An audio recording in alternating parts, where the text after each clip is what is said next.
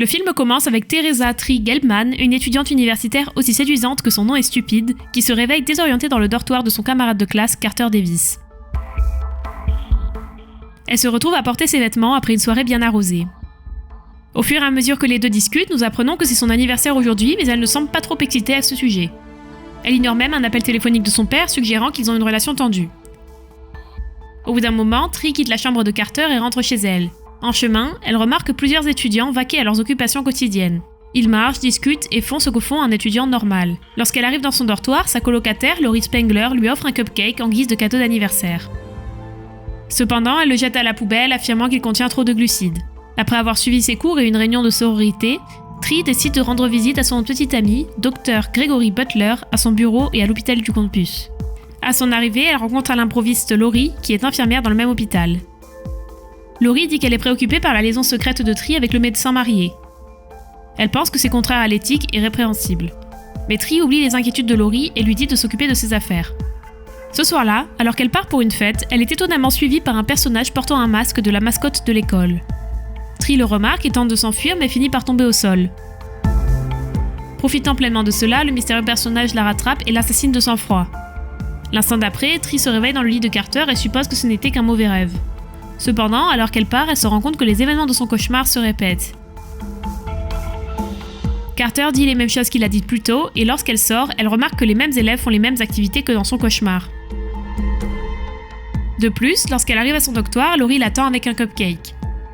C'est le lundi du 18 septembre, comme dans son cauchemar. Cela rend Tree anxieuse, alors elle décide de faire un peu plus attention. Plus tard, sur le chemin de la fête, elle évite de prendre le tunnel et atteint le lieu en toute sécurité. Mais malheureusement, alors qu'elle discute avec l'un de ses amis, le mystérieux personnage arrive sur les lieux et les tue tous les deux. Dans la scène suivante, Tree se réveille à nouveau dans le dortoir de Carter vêtue de ses vêtements, réalisant que la journée a été annulée en raison de sa mort. Elle part frénétiquement pour son dortoir. En l'atteignant, elle raconte à sa colocataire Laurie tout ce qui lui est arrivé, mais cette dernière la repousse et lui demande de se détendre. Tree s'enferme ensuite dans sa chambre. Elle barricade sa porte et barricade les fenêtres en espérant que le tueur ne pourra pas rentrer. Mais à sa grande horreur, il a déjà réussi à pénétrer à l'intérieur et en un clin d'œil, l'attaque par derrière et la tue. Comme prévu, la journée est remise à zéro et Tree se réveille une fois de plus dans la chambre de son ami. Ne sachant pas quoi faire, elle invite Carter à déjeuner et lui raconte tout. Comme on pouvait s'y attendre, le garçon est confus et n'en croit rien, mais juste pour qu'elle se sente bien, il décide de l'aider. Carter pense que les rêves récurrents de Tree ont peut-être quelque chose à voir avec son anniversaire. Il dresse ensuite une liste de personnes qui pourraient avoir un motif de la tuer. Carter suggère qu'elle pourrait profiter de cette boucle car elle pourrait s'en servir autant de fois qu'elle le souhaite pour découvrir qui est le tueur. Tree adore cette idée. Elle passe donc les prochaines itérations à suivre les personnes qu'elle considère comme suspectes, mais à chaque fois, elle se fait tuer par le tueur Max Kay. Après s'être réveillée d'une boucle où elle est matraquée, Tree est incapable de marcher et elle s'évanouit. Carter l'emmène immédiatement à l'hôpital et quand elle se réveille, le docteur Gregory révèle que ses rapports médicaux montrent des signes de guérison après de multiples blessures traumatiques. Ces blessures sont si graves qu'elle devrait être déjà morte. En entendant cela, on découvre que les blessures qu'elle a subies à la suite des décès qu'elle a vécus dans ses rêves entraînent de véritables dommages physiques. Cela signifie que si elle ne résout pas la situation rapidement, son corps s'affaiblira de jour en jour et elle pourrait finir par mourir pendant son sommeil. Craignant pour sa vie, Tree décide de s'enfuir à l'hôpital. Elle se faufile dans le bureau de Gregory et lui vole les clés de sa voiture. Mais alors qu'elle tente de s'échapper, le tueur masqué apparaît soudainement. Le pauvre Gregory arrive lui aussi au mauvais moment et est immédiatement tué. Pendant ce temps, Tree se précipite pour sauver sa vie et parvient miraculeusement à s'enfuir de l'hôpital. Alors qu'elle pense en être sortie vivante et commence à célébrer, elle est arrêtée par la police pour excès de vitesse. Tree comprend qu'il serait peut-être préférable pour elle d'être enfermée dans une cellule de prison. De cette façon, elle sera loin du tueur. Elle ment donc à l'agent en disant qu'elle conduisait en état d'ébriété. Ce dernier y croit et la fait asseoir dans une voiture de police. Mais à ce moment-là, le tueur arrive sur les lieux et renverse le policier. Il met ensuite le feu à la voiture et elle meurt dans l'incendie.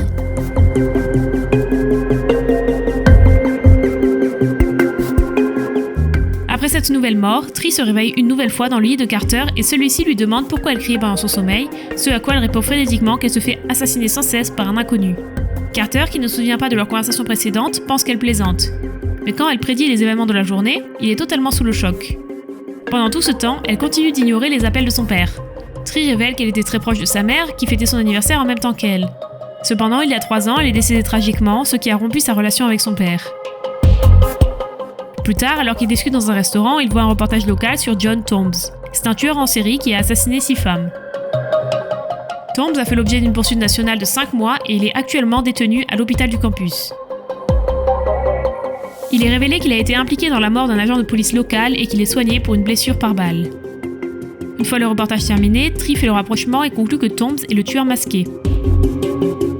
Elle se précipite immédiatement à l'hôpital et prévient les employés que Tombs va s'échapper. Cependant, il est déjà trop tard, car lorsqu'elle arrive dans la chambre, elle trouve un policier mort.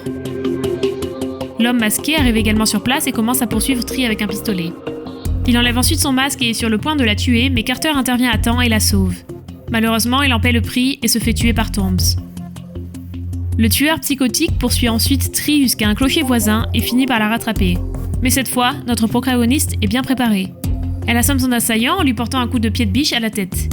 Cependant, lorsqu'elle s'apprête à tuer Tombs, elle se rend compte que si elle ne réalise pas la journée, son meilleur ami Carter restera mort pour toujours. Elle court donc à contre-cœur jusqu'au sommet de la tour et commet l'impensable. Dès qu'elle se réveille dans la chambre de Carter, elle le serre affectueusement dans ses bras et le remercie de lui avoir sauvé la vie. Carter ne comprend pas ce qui se passe, mais il accepte quand même le câlin. Il s'avère qu'il craque pour elle depuis des années. Pendant ce temps, Tree est désormais plus confiante quant à la résolution de son mystère de meurtre puisqu'elle connaît l'identité de son tueur. Elle avance joyeusement tout au long de la journée. Elle signe une pétition contre le réchauffement climatique que lui tend une jeune femme à chaque fois qu'elle rêve. Elle pose un oreiller pour le gars qui s'évanouit tout en discutant avec ses amis. Elle dit à Tim, un ancien garçon avec qui elle est sortie, qu'elle sait qu'il aime les hommes et qu'il ne devrait pas essayer d'être quelque chose qu'il n'est pas et ne pas avoir honte de lui-même. Plus tard, elle arrive à son dortoir et s'excuse auprès de Laurie d'être une terrible colocataire. Tree met également fin à sa liaison avec son professeur marié Gregory. Elle dit qu'elle ne peut pas changer ce qu'elle a fait dans le passé, mais elle souhaite essayer de devenir une meilleure personne aujourd'hui.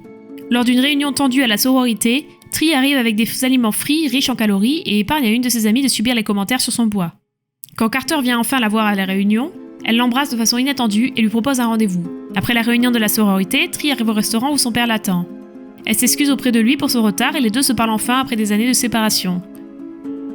Tree explique que sa mère lui manque tellement qu'elle a commencé à éviter ses anniversaires. Pour elle, le 18 septembre est le pire jour de l'année.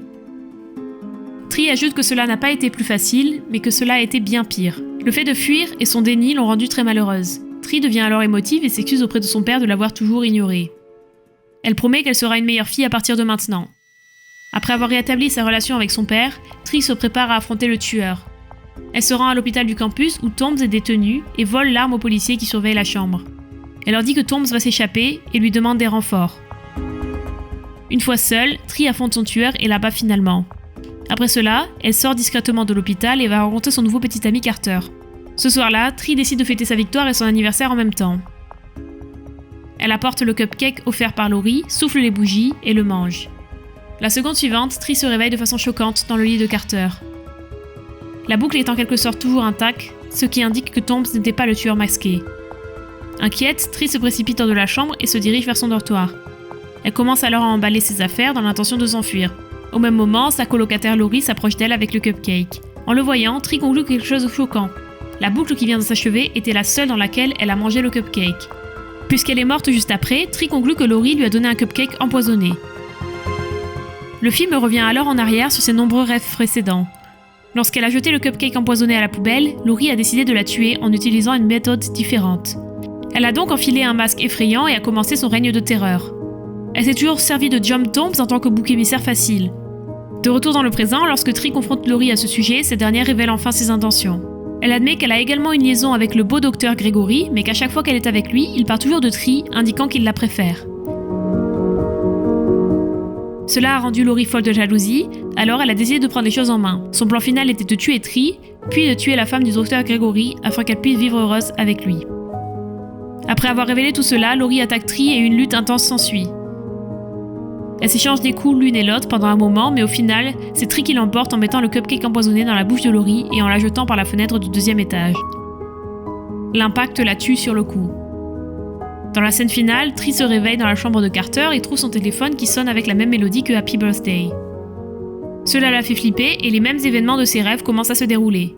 Mais à son grand soulagement, Carter admet qu'il ne faisait que lui faire une blague et qu'on est bien le 19 septembre. Le film se termine alors que les deux partagent un baiser romantique. C'est tout pour cette vidéo, n'hésitez pas à partager vos réflexions sur ce film dans les commentaires et n'oubliez pas d'aimer et de vous abonner, cela nous aide tout particulièrement. À la prochaine, ciao!